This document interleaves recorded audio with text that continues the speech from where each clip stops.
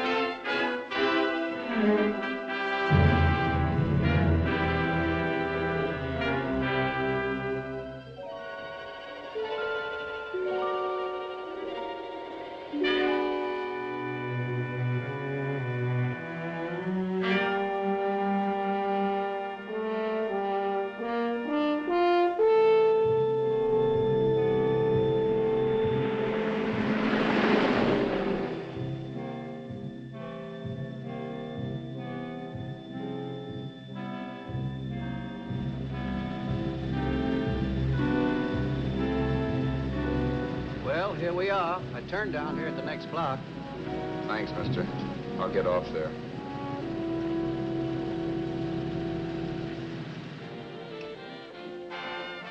Want anything else? No. Hey, you. Me? Yeah, you. Which way you heading?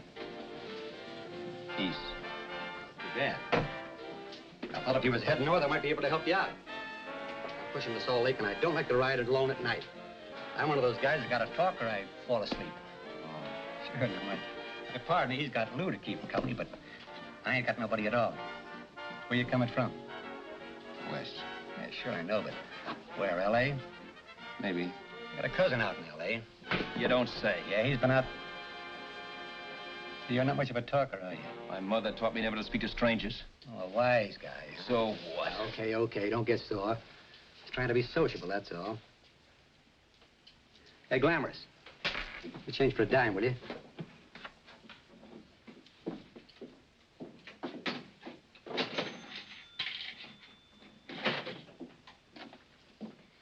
Let's have something quieter this time, Joe. My head's splitting. Is that what's wrong with it? Done with your coffee? No. And don't rush me, will you?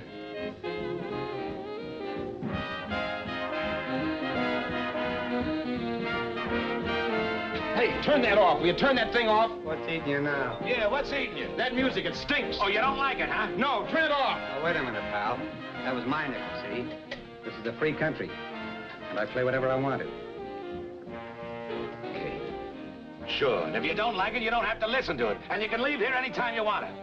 Okay, I'm sorry I asked. First good piece played tonight and you don't like it. Some people just ain't got any good taste.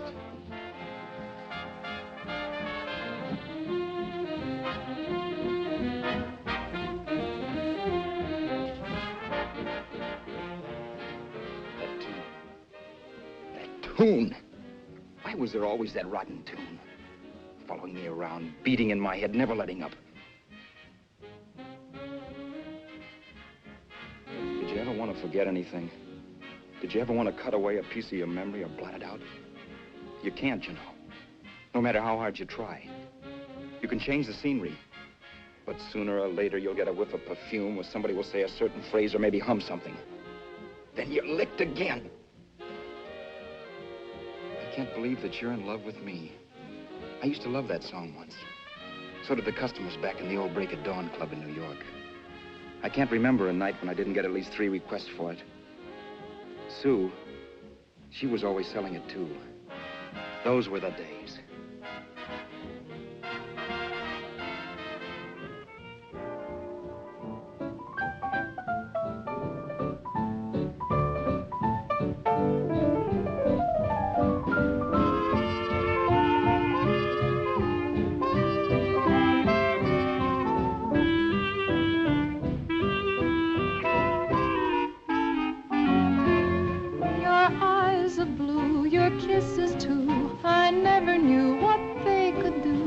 I can't believe that you're in love with me.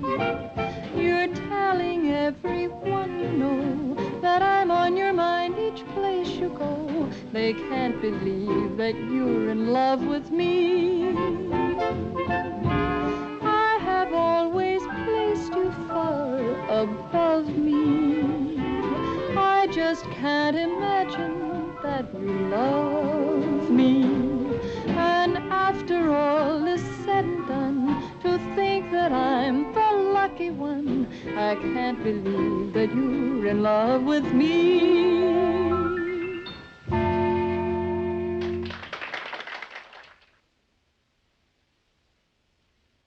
It wasn't much of a club, really. You know the kind. A joint where you could have a sandwich and a few drinks and run interference for your girl on the dance floor.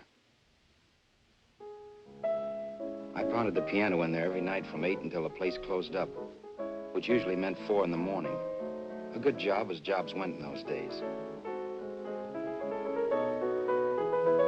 Then, too, there was Sue, who made working there a little like working in heaven. But how we felt about each other, well, there was nothing very unusual in that. I was an ordinary healthy guy, and she was an ordinary healthy girl, and when you add those two together, you get an ordinary healthy romance. Which is the old story. Sure. But somehow, the most wonderful thing in the world.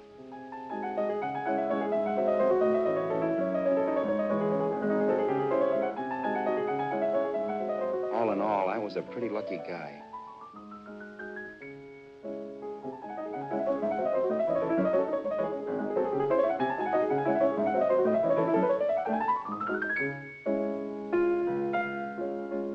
Mr. Paderewski, I presume. It's beautiful. You're going to make Carnegie Hall yet, Al? Yeah, as a janitor. I'll make my debut in the basement. I don't blame you for being bitter, darling, but you mustn't give up hope. Why, someday... Yeah, someday. If I don't get arthritis first. In the meantime, let's blow this trap.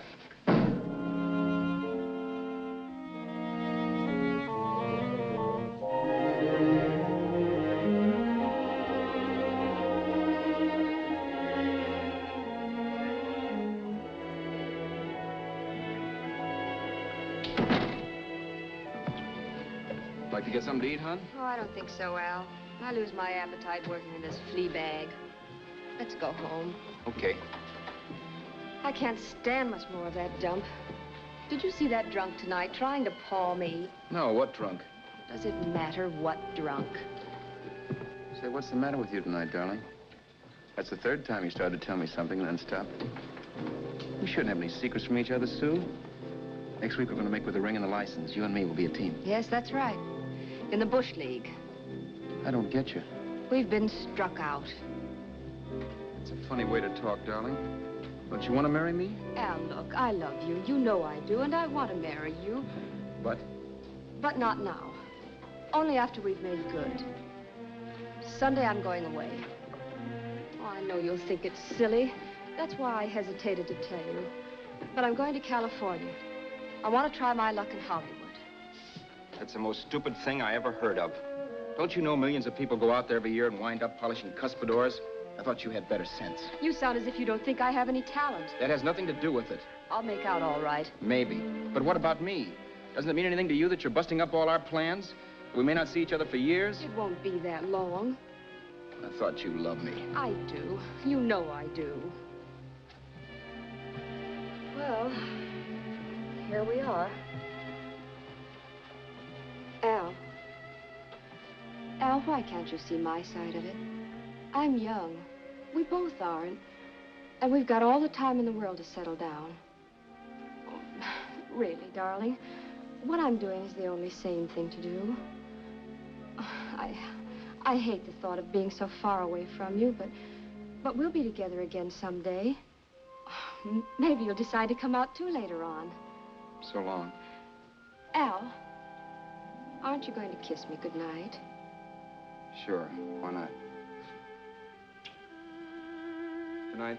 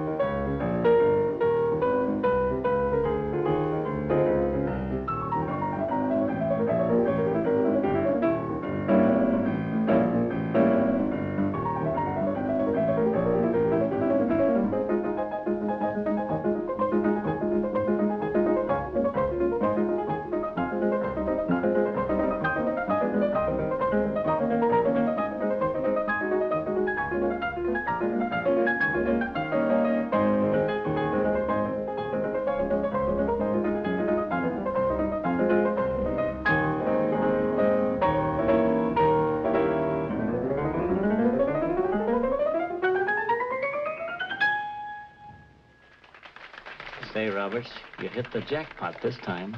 $10. Thanks.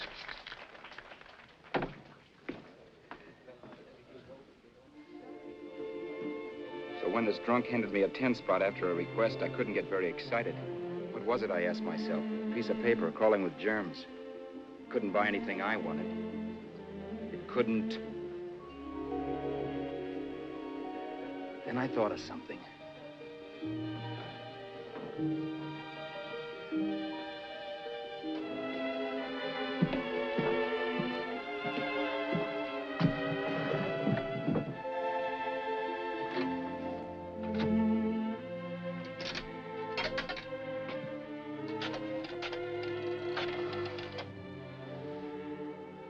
Long distance. I'd like to put a call through to Los Angeles. Miss Harvey. Sue Harvey, Harvey. The number is Crestview 65723.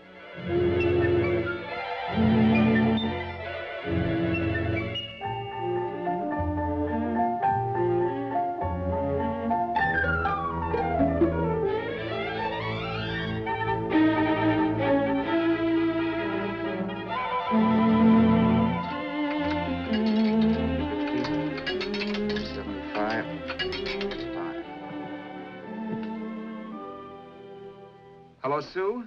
This is Al. Oh, baby, it's great to hear from you, too. What's that? You do? Oh, me too, darling. I thought I'd go batty without you. I just had to... Huh? You're working as a hashlinger? Gee, honey, that's tough. Those guys out in Hollywood don't know the real thing when it's right in front of them. You just stick it out, Sue, baby. Keep going around to those casting offices. I'm sure you'll click. Look, I'll tell you what. You stay put out there. I'll come to you. No, don't try to stop me. Just expect me. Train? Who knows? Train, plane, bus, magic carpet. I'll be there if I have to crawl. If I have to travel by pogo stick. And then, let's get married right away, huh? That's the stuff. That's what I've been wanting to hear you say. Well, goodbye for now. I'll be seeing you soon. Yeah. Bye.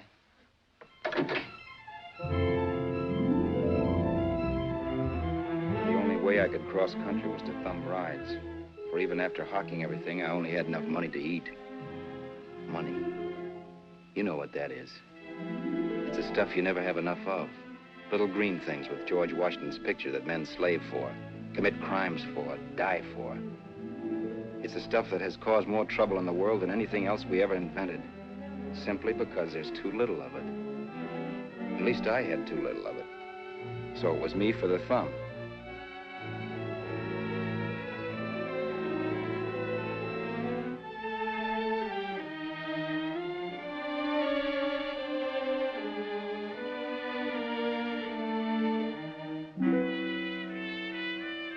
Ever done any hitchhiking? It's not much fun, believe me.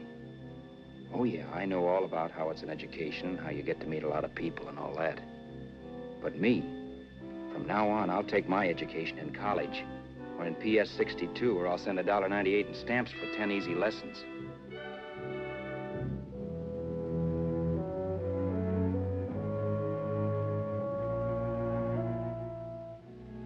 Thumbing rides may save you bus fare, but it's dangerous. You never know what's in store for you when you hear the squeal of brakes. If only I'd known what I was getting into that day in Arizona.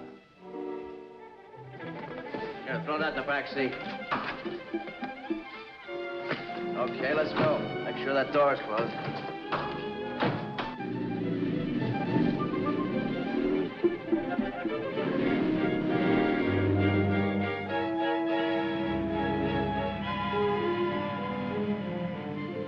You know, Emily Post ought to write a book of rules for guys thumbing rides. Because as it is now, you never know what's right and what's wrong.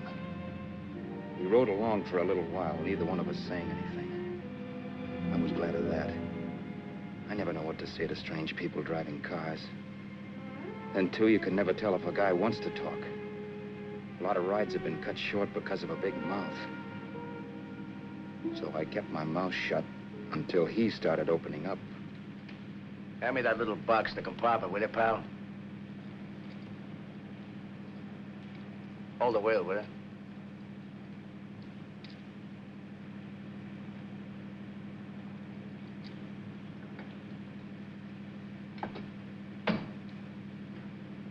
How far are you going? L.A. Wow, you're really traveling, aren't you? Yeah, but I don't expect to make it for a couple of years at the rate I've been promoting rides. Not much luck, huh? Sure, all bad. Not many people stop for a guy these days. Afraid of a stick-up, maybe. Well, you can't blame them. Where you coming from? New York? Well, New York. You're in luck this time. I'm going all the way. Right through to Los Angeles. You drive a car? Sure. Whenever you're tired, let me know. I'll holler. I guess at least an hour passed before I noticed those deep scratches in his right hand. They were wicked. 3 puffy red lines about a quarter of an inch apart. He must have seen me looking at them because he said, Beauties, aren't they? They're gonna be scars someday. What an animal. whatever it was, it must have been pretty big and vicious to have done that. Right on both counts, New York. I was tussling with the most dangerous animal in the world. A woman. She must have been Tarzan's mate. Looks like you lost the bout. It certainly wasn't a draw. You know, there ought to be a law against dames with claws. Yeah. I tossed her out of the car in her ear. Was I wrong? Give a lift to a tomato, you expect it to be nice, don't you? Yeah. After all, what kind of dame some rides? Sunday school teachers? Yeah. A little witch. She must have thought she was riding with some fall guy. And me, who's been booking horses around racetracks since I was 20. I've known a million dames like her. 2 million. Yeah. Stopped the car, opened the door. Take it on the Arthur Duffy sister, I told her. That's the stuff. As always done, huh? But if you want to see a real scar, brother, get a load of this. What? I got that one, Detour. Dooley? Yeah, we're just kidding, of course. My dad owned a couple of Franco-Prussian sabers. Kept them on the wall for decorations. Well, one day, another kid and I took them down when the old man wasn't around. Had a duel. He got me in the arm here. Pretty mean cut. Infection set in later. Yeah, I can see that. Now, give me that box again, will you? Yeah.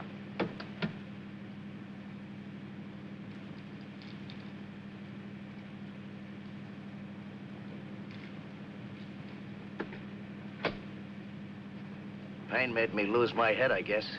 Began slashing. Before I knew it, I'd put the other kid's eye out. That was tough. Well, it was just an accident, of course. Do you know how kids are? I got scared, decided I was going to run away from home. Old man almost caught me when I was packing my duds. The bloody rag I had wrapped around my wrist hadn't caught his attention. You've seen the bundle for sure. But I beat it when he was phoning for a doctor. That was 15, 16 years ago. I haven't been home since. Pull in there for a bite or something, huh? A bite or something. Brother, was I hungry. I hadn't had anything in my stomach for hours. Yet even with that gnawing in the pit of my belly, I didn't want to be in too big a rush to put on the feed bag. First, I had to make sure this guy knew the score. If I got him down on me, it was goodbye ticket to Hollywood. I'll wait out here for you, mister. If it's the money, don't worry about paying for it. This time it's on me. Well, that's white of you, Mr. Haskell, think nothing of it. You make your first $1 million, maybe you can do the same for me. Come on, New York. I gotta make the West Coast by Wednesday. There's a horse running in Santa Anita named Bicycle. Means so to me if I'm on him. We'll make it all right. He did most of the talking during the half hour we were in the place. I ate. He rambled on about his old man, whom we hadn't heard from since he ran away as a kid. Now he happened to become a bookie. And then all about how he got rooked in Miami. One race, 38 grand. They cleaned out my book. How do you like that? That was tough luck. Yeah, and I'm supposed to be the smart guy. Well, you just wait. I'm going back to Florida next season with all kinds of jack. And you watch those stinkers run for cover. Want anything else? No, thanks. I've had plenty.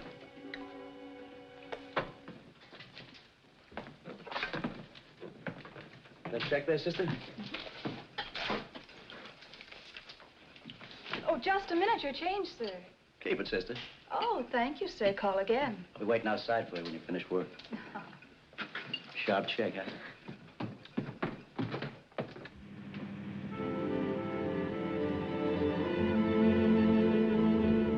I drove all that night while Haskell slept like a log. After a while, I began to get sleepy myself.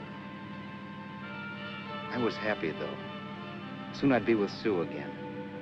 The long trip was practically over, and there'd be no more hoofing it down the concrete. I began to think of the future, which couldn't have been brighter if I'd embroidered it with neon lights. It was nice to think of Sue shooting to the top. It's amazing what a full belly can do to your imagination. Your eyes are blue, your kisses too. I never knew what they could do.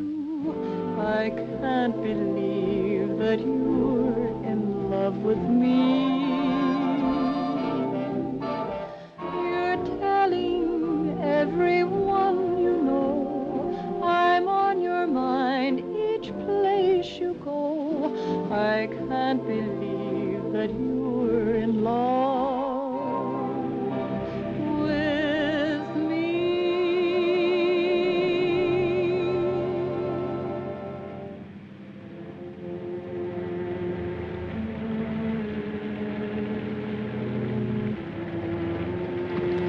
Mr. Haskell. Mr. Haskell. Mr. Haskell, wake up. It's raining. Don't you think we ought to stop and put up the top?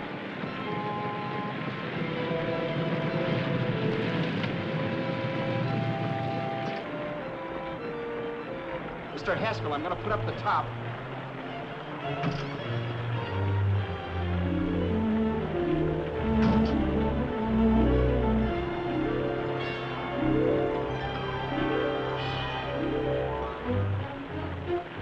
Up until then, I had done things my way. But from then on, something else stepped in and shunted me off to a different destination than the one I had picked for myself. For when I pulled open that door... Mr. Haskell, what's the matter? Are you hurt? Are you hurt, Mr. Haskell? Start your sermon. I'll listen to it. But I know what you're going to hand me even before you open your mouths. You're going to tell me you don't believe my story of how Haskell died and give me that don't make me laugh expression on your smug faces. I saw it once he was dead, and I was in for it. Who would believe he fell out of the car? Why, if Haskell came too, which of course he couldn't, even he would swear I conked him over the head for his dough. Yes, I was in for it. Instinct told me to run, but then I realized it was hopeless. There were lots of people back down the road who could identify me. That gas station guy and the waitress. I would be in a worse spot then, trying to explain why I beat it. The next possibility was to sit tight and tell the truth when the cops came. But that would be crazy. They'd laugh at the truth. I'm not having my head in a noose. So what else was there to do but hide the body and get away in the car? I couldn't leave the car there with him in the gully. That would be like erecting a tombstone.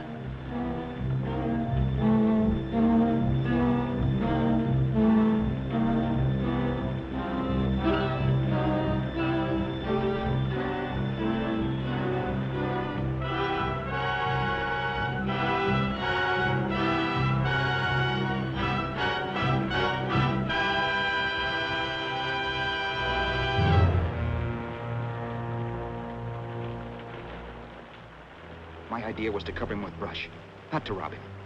But then I remembered that even if I only drove the car for 100 miles or so, I would need money for gas. Besides, it was stupid of me to leave all that money on a dead man. Not only that, I'd have to take his driver's license in case I was stopped for something. I didn't like to think about it, but by that time I'd done just what the police would say I did, even if I didn't. My clothes. The owner of such an expensive car would never be wearing them. Some cop might pull me in on suspicion.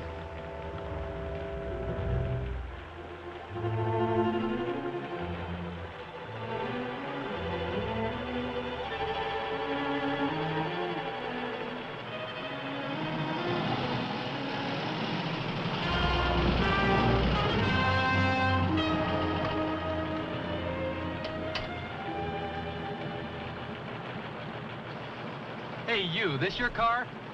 Don't you know better than to leave a car with the wheels halfway in the middle of the road? That's the way accidents happen. I'm sorry, officer. I was just putting up my top. I didn't think. Well, the next time, think. I'll let you go now, but watch your step in the future. I know that's a lonely stretch, but cars come by here once in a while, and we have plenty of crack-ups. Thanks, officer.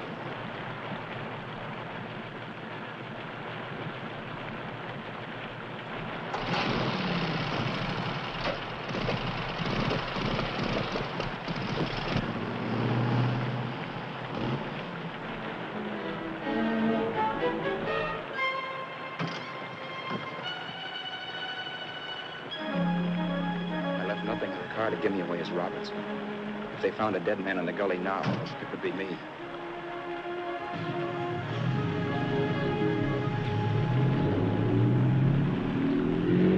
As I drove off, it was still raining. The drops streaked down the windshield like tears. I kept imagining I was being followed and that I could hear sirens back in the distance. Just how long it took me to cover the 60-odd miles to the California state line, I don't know. I lost all track of time. But the rain had stopped and the sun was up when I pulled up to the inspection station. Hello? Carrying any fruits or vegetables? No. Any livestock or poultry? No. I'd like to see your registration and driver's license, please. Anything in the baggage compartment? Just baggage. Charles Haskell, Jr., age 30, brown eyes, dark hair. Identifying marks, none. Are you Charles Haskell, Jr.? Yes. Well, remember, if you're employed and you stay over 30 days, you take out California plates. All right, officer, but I'll only be in the state a short while. Right, you can go now.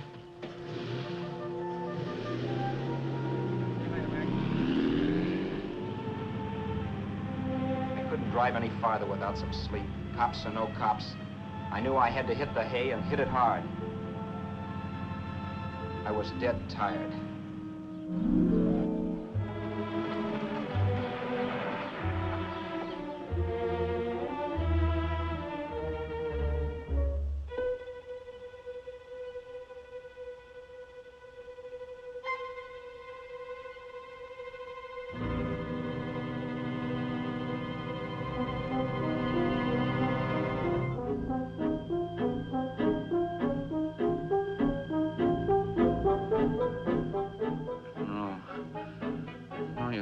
Mr. Haskell. No.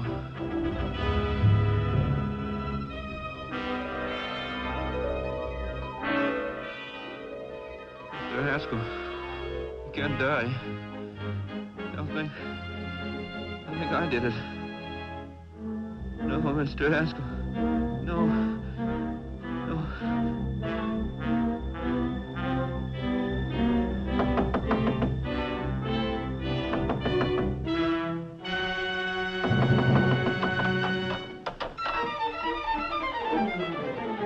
Who's there? It's the maid. Can I come in and clean? Later. In a half hour. All right, sir.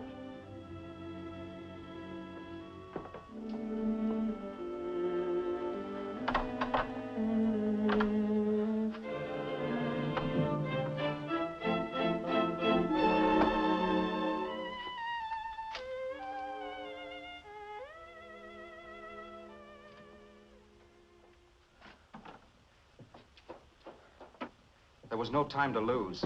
Every minute I had to be Charles Haskell was dangerous. And I'd have to be Charles Haskell until I got to some city where I could leave the car and be swallowed up.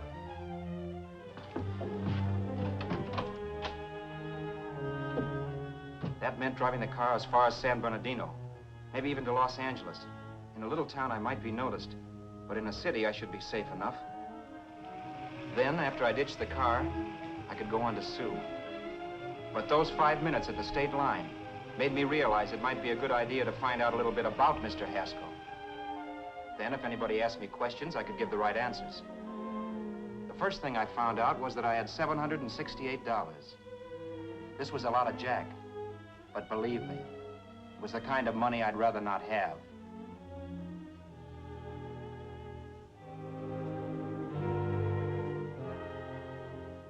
And then I found out from a letter Haskell was carting around in his bag that he wasn't the open-handed, easygoing big shot who went around buying dinners for strange hitchhikers. Before I got done reading it, I saw him more as a chiseler. It was written to his old man in California, the one he hadn't seen in so many years. In it, Haskell posed as a salesman of hymnals, of all things. It was easy to see where Haskell expected to raise a new stake for his book in Miami by rooking his old man. That was about all I found out from his effects, and it was enough. I told myself, maybe old man Haskell was lucky his son kicked off. He would never know it, but it saved him from taking a flyer in Sacred Literature Preferred.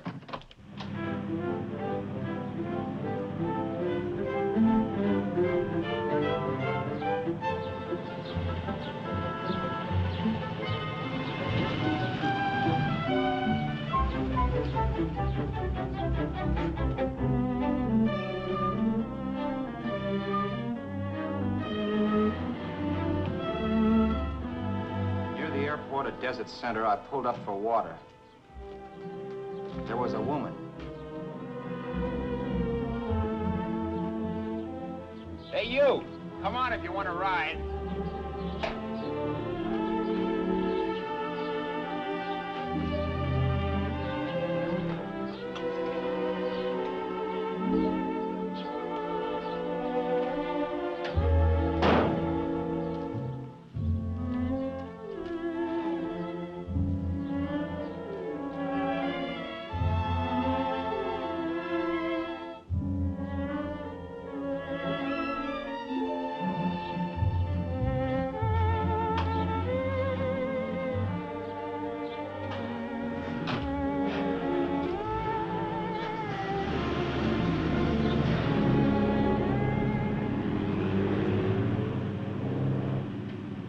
How far are you going? How far are you going? That took me by surprise, and I turned my head to look her over. She was facing straight ahead, so I couldn't see her eyes, but she was young, not more than 24. Man, she looked as if she'd just been thrown off the crummiest freight train in the world. Yet, in spite of this, I got the impression of beauty. Not the beauty of a movie actress, mind you, or the beauty you dream about when you're with your wife, but a natural beauty. A beauty that's almost homely because it's so real. Then suddenly she turned to face me. How far did you say you were going? Los Angeles? L.A.? L.A.'s good enough for me, mister. That's what I was afraid of. What'd you say? Oh, nothing, just thinking out loud. People get in trouble for doing that. What's your name? You can call me Vera if you like. You live in Los Angeles? No. Where are you coming from? Oh, back there. Needles? No. Oh, sure, Phoenix. You look just like a Phoenix girl. Are the girls in Phoenix that bad? The girl must have been pretty tired because she fell asleep not 20 minutes after she stepped into the car. She lay sprawled out with her head resting against the far door, like Haskell. I didn't like that part of it much, but I didn't wake her up. It wasn't that this girl still worried me. I'd gotten over that funny feeling I had when she looked at me, which I put down as just my jangled nerves. With her eyes closed and the tenseness gone out of her, she seemed harmless enough. And instead of disliking her, I began to feel sorry for her. The poor kid probably had had a rough time of it. Who was she, anyway? And why was she going to Los Angeles? And where'd she come from in the first place? The only thing I knew about her was her name. Not that it made any difference. A few hours more and we'd be in Hollywood. I'd forget where I parked the car and look up Sue. This nightmare of being a dead man would be over. Who this dame was, well, it was no business of mine. Where did you leave his body? Where did you leave the owner of this car? You're not fooling anyone. This buggy belongs to a guy named Haskell. That's not you, mister. You're out of your mind. That's my name, Charles Haskell. I can prove it. It's my driver's Save license. yourself the trouble, mister. Having Haskell's wallet only makes it worse. It just so happens I rode with Charlie Haskell, all the way from Louisiana. He picked me up outside of Shreveport. You rode? You heard me. Then it all came back to me. All the talk about dueling and scars and scratches. There was no doubt about it. Vera must be the woman Haskell had mentioned. She must have passed me while I slept. Well, I'm waiting. My goose was cooked. She had me. That Haskell guy wasn't dead yet. He wasn't stretched out stiff and cold in any Arizona gully. He was sitting right there in the car, laughing like mad while he haunted me. Well? There was nothing I could say. It was her move. Vera, whatever her name was just my luck picking her up on the road. It couldn't have been Helen, or Mary, or Evelyn, or Ruth. It had to be the very last person I should ever have met. That's life. Whichever way you turn, fate sticks out a foot to trip you.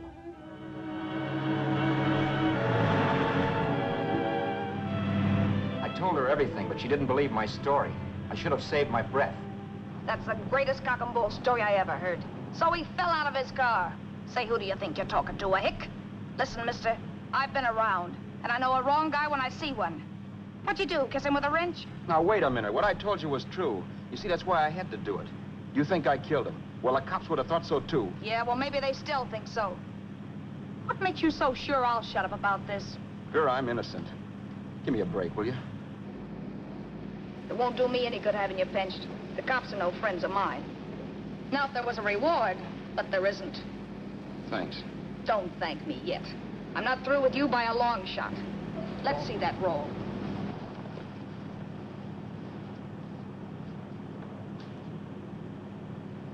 Is that all Haskell had? Isn't it enough? No, I thought he had more. Not that I know of. You can search me. You think I'm holding out on you? Well, maybe I will at that. He told me he was going to bet $3,000 on a horse named Paradisical on Wednesday at Santa Anita. He was stringing you along. He meant 300. Maybe. Sure, $3, 300. He was a piece of cheese, a big blowhard. Listen, mister, don't try and tell me anything about Charlie Haskell. Remember, I knew him better than you did. Okay, then you knew he was a four-flusher. That explains the $3 bet. I'm not so sure he didn't have that $3,000. Why should I believe you? You got all the earmarks of a cheap crook. Now, wait a Shut minute. up. You're a cheap crook and you killed him. For 2 cents, I'd change my mind and turn you in. I don't like you. All right. Don't get sore. I'm not getting sore, but just remember who's boss around here.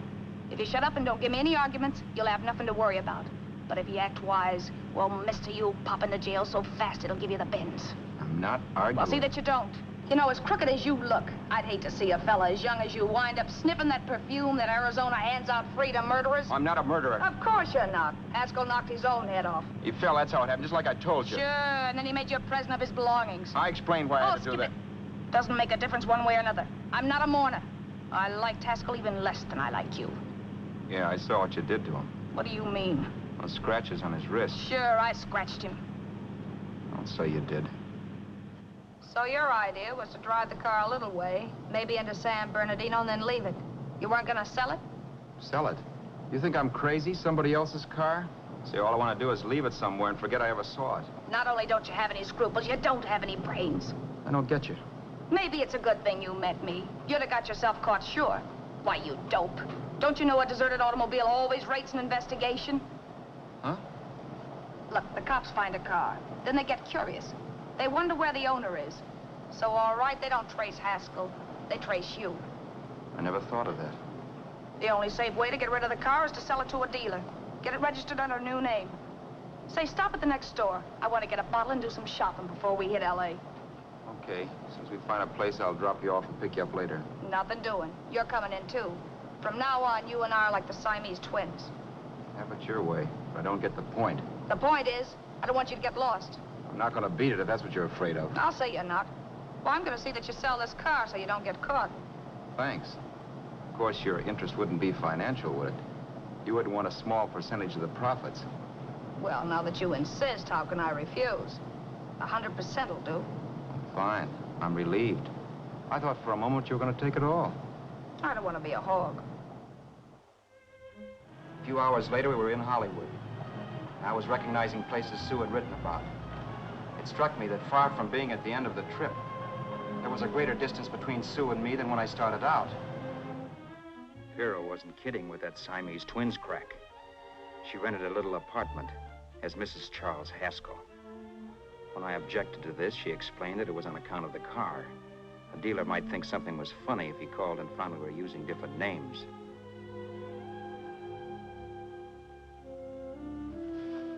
Home, sweet home. Yeah. Not bad, either.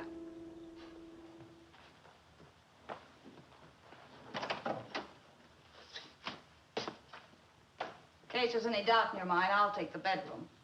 Yeah. Sure is stuffy in here.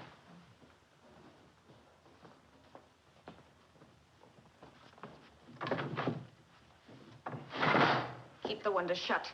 Okay. The old crow downstairs said there's a folding bed behind this door.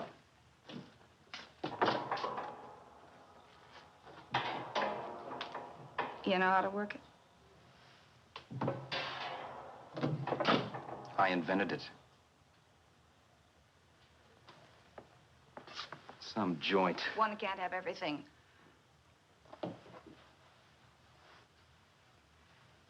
I'm first in the bathtub. I don't know why, but I figured you would be.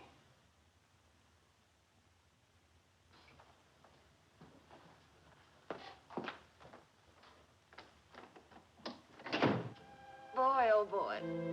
It sure feels good to be clean again. I must be 10 pounds lighter. You must be. Well, hitching rides isn't exactly the way you keep your schoolgirl complexion. I wish that guy with the sacks would give up. Gets on my nerves. Forget it. Have a drink.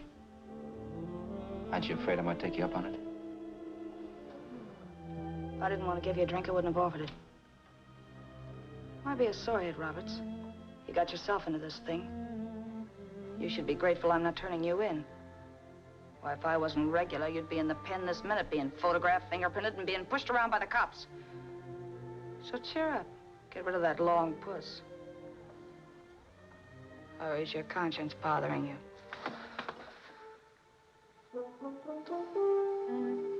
No. It isn't. Swell. That's the spirit. He's dead and no moaning around will bring him back. Anyway, I never could understand this worrying about something that's over and done with. Now look, Vera, for the last time I didn't kill him. Haskell was a sick man. Maybe he was dead before he fell out of the car. I don't know. Sure. He died of old age. All right. So if it'll make you sociable, you didn't kill him.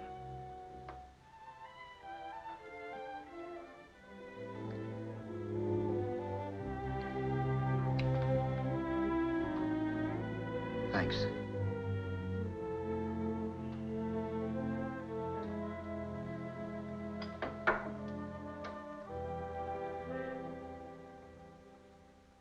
We're out of liquor, Roberts. Yeah, Too bad. I felt like getting tight tonight. Well, I think you succeeded. Am I tight? As a prima donna's corset. That's good. I wanted to get tight. Why? What have you got to get tight about? Oh, I don't know. Few things. You should have my worries. If I had your troubles, I'd stay sober. And I've got the key to that door. Yeah. Maybe you're right. I'm always right. You know, I don't like your attitude, Roberts. Well, there's a lot of things I don't like. Sure. But life's like a ball game. You gotta take a swing at whatever comes along before you wake up and find it's a ninth inning. I bet you read that somewhere. That's the trouble with you, Roberts. All you do is bellyache. But I've taken it easy and, well, trying to make the best of things. But maybe that's what's wrong with the whole world. Get the professor. People knock themselves out trying to buck fate. Now, take you, for instance. You're lucky to be alive. Why, suppose Haskell had pulled open your door. You'd be playing a harp now. Think of that. You think of it. I'm tired of thinking.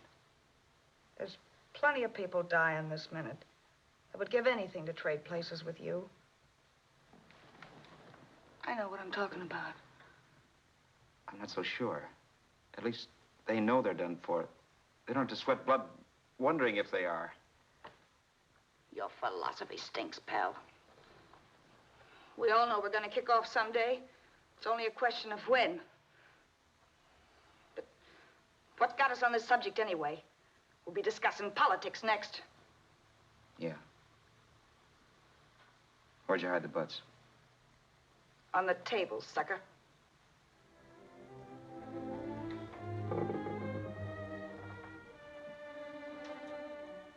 We bored each other with conversation for a couple of hours longer. Every 5 minutes, one of us was wishing we had another bottle or a radio or something to read. Then finally, we ran out of chatter. I know it's only 11 o'clock, but I want to get up early and make the rounds of the used car lots. No hurry about that. We've got all the time in the world. Maybe you have, but if you think I want to stay cooped up in this place any longer than I have to, you're batty. It's not a bad place. Pay plenty for diggings like this in New York. I wouldn't like it if it was the Ritz.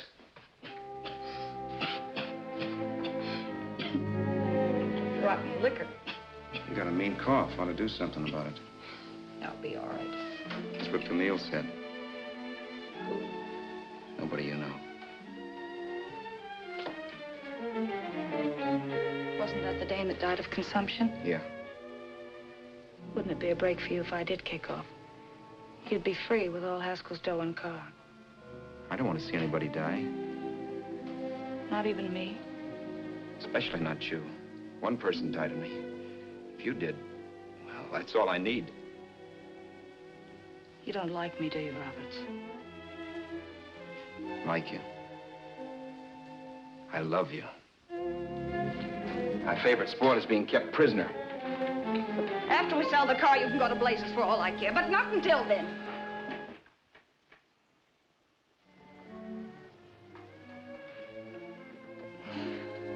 I'm going to bed.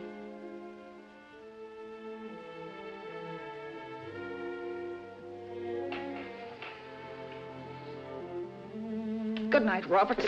Don't try and sneak away during the night. All the doors are locked. Anyway, if I find you gone in the morning, I'll notify the police. They'll pick you up. Don't worry, I know when I'm in a spot. Well, good night. I hope that portable rack isn't too uncomfortable for you. Don't lose any sleep over it, will you, Vera?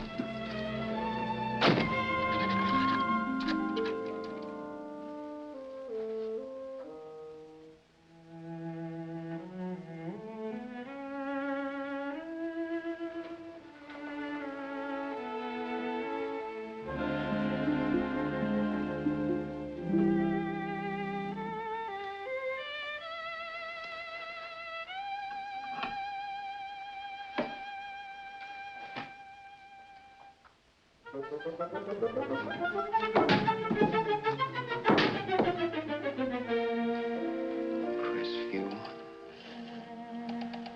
6, 5, 7, 2, 3. Hello? Hello? Hello? Hello?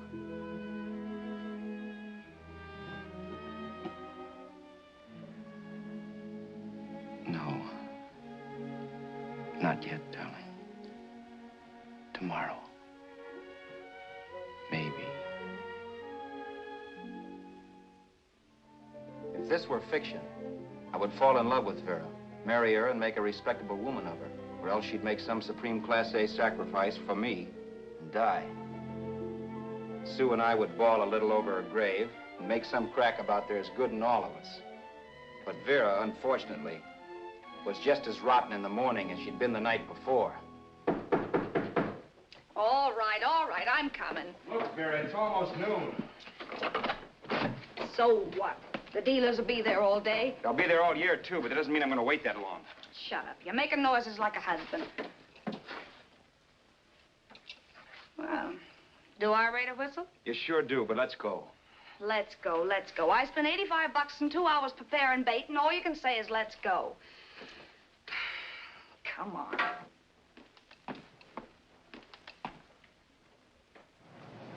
We passed a few used car lots last night down this way. What do you think we can get for this heap? I don't know. Plenty. You just let me handle everything. Think we can get $2,000? I don't know, but don't worry. I'll squeeze as much out of this guy as I can. If I let it go cheap without a fight, he might think we've stolen the car. And listen, don't make any slips and call me Roberts. That'll cook us. I don't need you to tell me that. You better just sit by and keep your mouth closed. Remember, we're both in the soup if anything happens. Forget it and drive. You're my wife, Vera Haskell. Look, after the deal's closed, let's go back to that place on Hollywood Boulevard where I saw the fur jacket. I want to buy it. After the deal's closed, I'm saying goodbye to you. That's right, I forgot. I guess I'm getting kind of used to you. Well, that's a habit you can start breaking. Let's try this place in the middle of the block.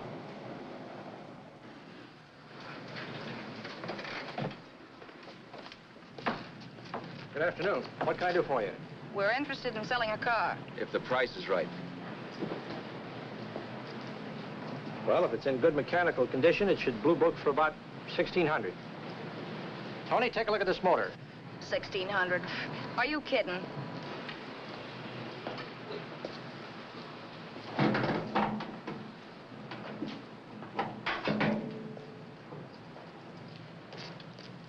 Well, maybe $1,850.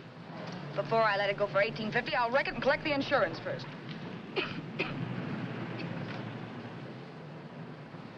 Lately, this motor's seen a lot of driving.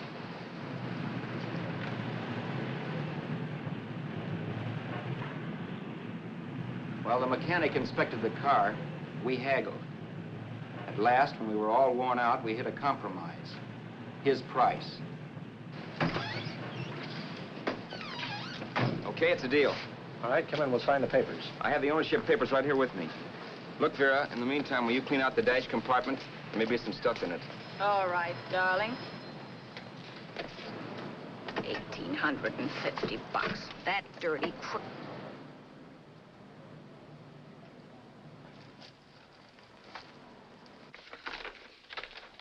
New York, huh? Yeah. But you bought the car in Miami? Yeah. Well, now let's see about the insurance. We can either have it transferred or canceled. What kind of insurance do you have, Mr. Haskell?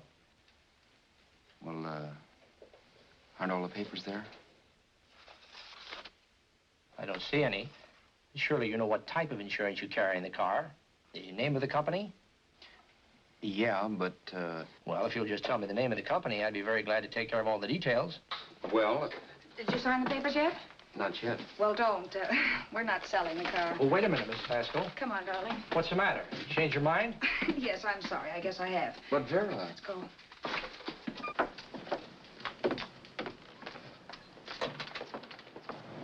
You got me out of a tight spot, Vera. But I still don't understand all this. You will in a minute. I almost threw away a gold mine. 1850 isn't to be sneezed at. The car doesn't book for as much as I thought. We're not selling the car. You want to keep it. Now, wait a minute, Vera. You said yourself I wouldn't be safe until the car was in someone else's name. I'd like to be free of this mess when I go. That's just it, Roberts. You're not going. There's a drive-in at the next corner. Pull in there and we'll get a bite to eat. And I'll explain. What is this, another one of your brilliant ideas?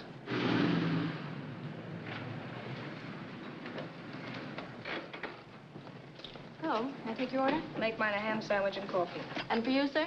Oh, I don't care. The same. Thank you.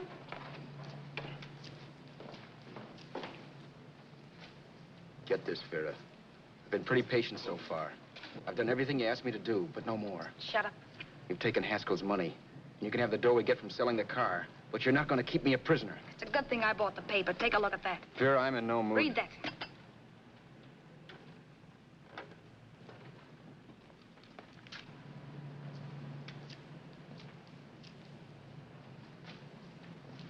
No. Yes.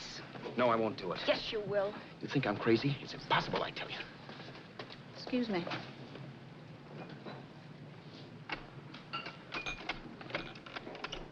Blow the horn when you're through. No one could possibly get away with an act like that. It'd be wise to me in a minute. Don't be yellow. You look enough like him. The same coloring and the same build. See how his clothes fit you? No kidding, you almost had me fooled for a while. Oh, grow up, Vera. Don't you think a father knows his own son? And there must be other relatives. The father won't have to know you. We'll wait till he gives up the ghost. He's an old geezer and he won't pull through. And as far as other relatives are concerned, they haven't seen you in 15 or 20 years. Eat. I'm not hungry. And I won't do it. It's not as tough as it sounds. Remember, you've got all kinds of identification. His car, letters, license. I could never get away with it. It's the stupidest thing I've ever heard. The old boy has scads of dough. Look in the paper there. Personal fortune assessed at over 15 million. He'll leave plenty, I tell you. Maybe he cut off his son. How do we know? It's out, Vera. I won't have anything to do with it. I think you will. Look, Vera, I'll do anything within reason. But not that. So forget it. Find yourself another stooge. Giuseppe. You'll be fixed for the rest of your life as Charlie Haskell. You can take your inheritance and go away. No more worrying about the rent, no sweating, scheming, wondering where your next meal's coming from. Think about that, Roberts. Vera, please, you're talking too loud. On this, I'm splitting 50-50 with you. Sure, why not? We're both alike, both born in the same gutter. Now, take it easy, Vera. There's people around here. You don't know what you're talking about. We'll wait till we read that old man Haskell's dead. Then you show up. Like you read in New York that he was sick. No. Suppose he doesn't die. He will. I know he will. Something tells me. But as much as I insisted I would have no part of her scheme, Vera was taking it for granted I would. Neither of us had our mind on the cards as we played that night. I knew we were just trying to kill time between newspaper editions. This was a death watch for Vera. Maybe it was for me, too. Don't you realize if I'm caught, they'll want to know where I got the car and stuff, and they'll have me on a murder charge. If you're smart, you won't get caught. I knock with 7. And if I'm caught, don't you realize you'll be out, too? 18 points. That gives me 30. How will I be out? You'll be out $1,850 we would have gotten on the car. Really, Vera, you'd be an awful chump if you threw away all that dough on a dizzy long shot. Let me sell the bus tomorrow. With the money it'll bring and what you've already got, a clever kid like you can run it up in no time. Then we'd both be in the clear. I'll be in the clear anyway. Maybe. Maybe. But if I got caught, I'd get good and sore at you, you know. You mean you'd squeal? Well, no, not squeal exactly. Never mind what you meant. Even if you did tell the cops I was in on it with you, what could they do to me? They might give me the same medicine they gave you. Yeah. A rope. But I'm on my way anyhow. All they'd be doing will be rushing it. All right. But think of the $1,850 you'd lose. You'd kick yourself along the block if you ever let it get away from you. I'll take the chance. Want another drink? You're being a goon. That's the way people wind up behind the 8 ball. Once they get a few dollars, they become greedy and want more. My. Caesar. Who? You know that Roman general? He got his for being greedy. He wasn't satisfied, so the final wind-up was he took the count. A couple of days ago, you didn't have a dime. Why, you were so broke you couldn't pay cash for a postage stamp. Now you've got almost $700 with $1,850 in the offing. Take my advice. Don't try for more. I'm tired of this game. Let's have some blackjack. Play solitaire. Okay, I will if that's the way you feel about it. That's the way I feel about it. Getting sore and throwing things won't help much, Roberts. I'm really doing you a favor. I help you out of a jam by keeping my mouth shut. I show you how to make some soft money. And what thanks do I get? Thanks. Sure. Or would you rather call the cops and tell them you killed a man and stole his money? I didn't kill anybody. Yes, you did. No, I didn't. You know I didn't. All right, then. Suppose I call the cops. If you're innocent, what do you got to be scared of? Okay. Call them, you mutt. Go ahead and call them. See if I care. At least they'll give me a square deal. You want me to call them? You heard me. But I'm warning you. If I'm pinched, I'll swear you were in on it. I'll say that you helped me. If I fry, I'll get even with you. You wouldn't dare. You didn't. Yeah? Then try it and see. Call them. Yeah. Okay, I will.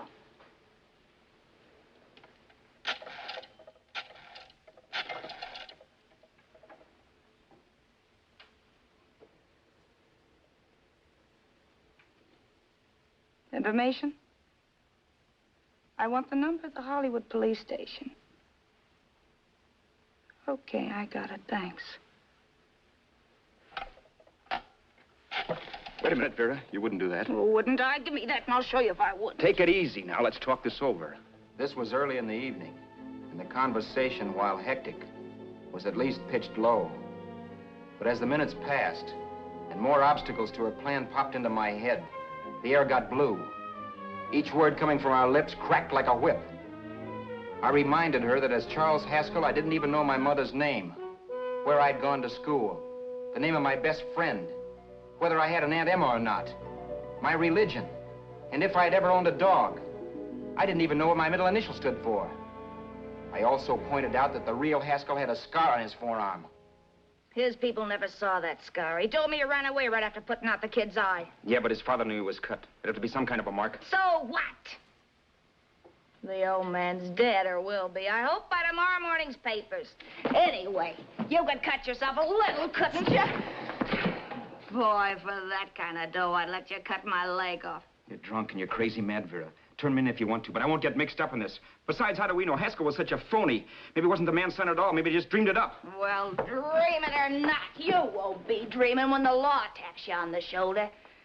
There's a cute little gas chamber waiting for you, Roberts. And I hear extradition to Arizona's a cinch. Where's that phone? Vera! Leave me alone. Vera! Here. I want a phone call, police. I hate you yellow stinker. You leave me alone. I'll let you alone when you promise to leave the phone where it is. You're drunk. You don't know what you're doing. You're hurting me. Will you promise? All right.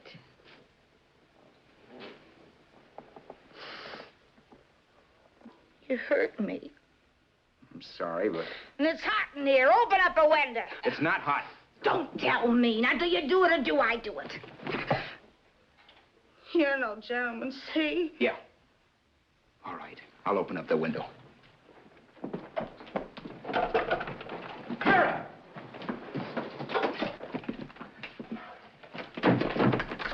Vera, open the door. Please open the door. Vera, open the door. Don't use the phone. Listen to me. I don't like you, Roberts. You're no gentleman, see? You hurt my hand, and I'm going to get even with you. If you don't open the door, I'm going to kick it down, Vera. Vera, don't call the cops. Listen to me. I'll do anything you say. Vera, let me in. I'll break the phone.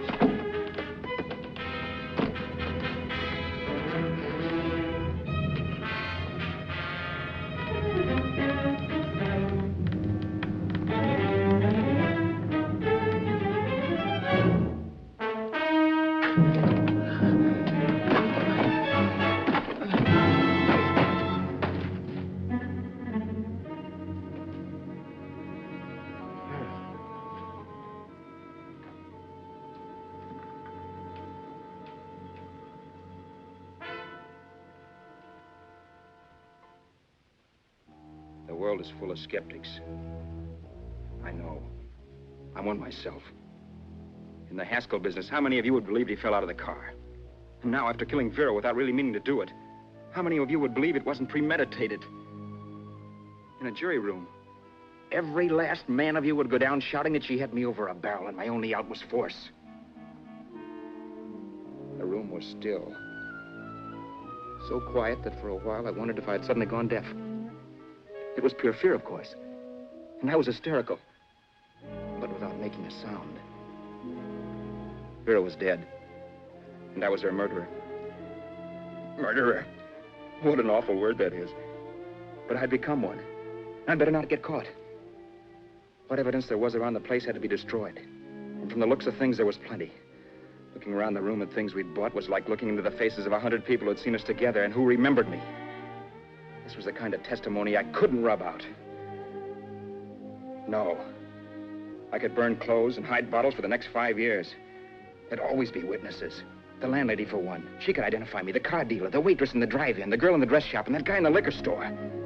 They could all identify me. I was cooked. Done for. I had to get out of there. While once I'd remain beside a dead body, planning carefully how to avoid being accused of killing him, this time I couldn't. This time I was guilty. Knew it. Felt it. I was like a guy suffering from shock. Things were whirling around in my head. I couldn't make myself think right. All I could think of was the guy with the saxophone and what he was playing.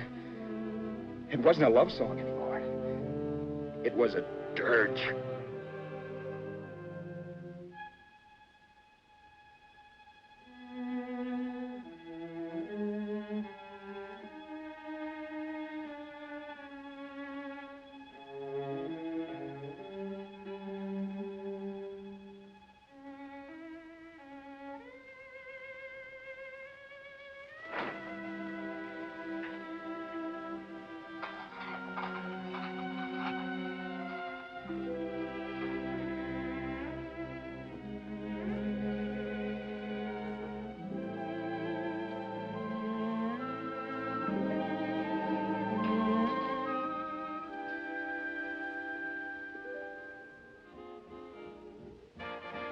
My problems weren't solved. I had to stay away from New York for all time because Al Roberts was listed as dead and had to stay dead. And I could never go back to Hollywood. Someone might recognize me as Haskell. Then, too, there was Sue. I could never go to her with a thing like this hanging over my head. All I could do was pray she'd be happy.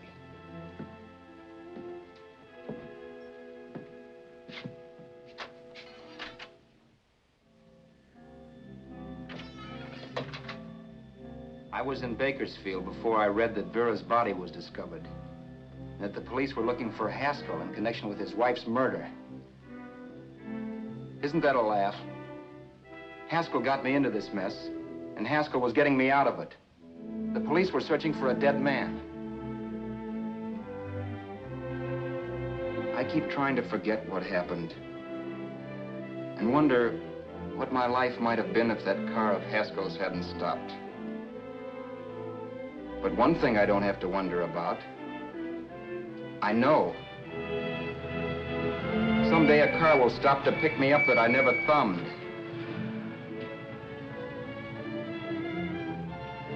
Yes.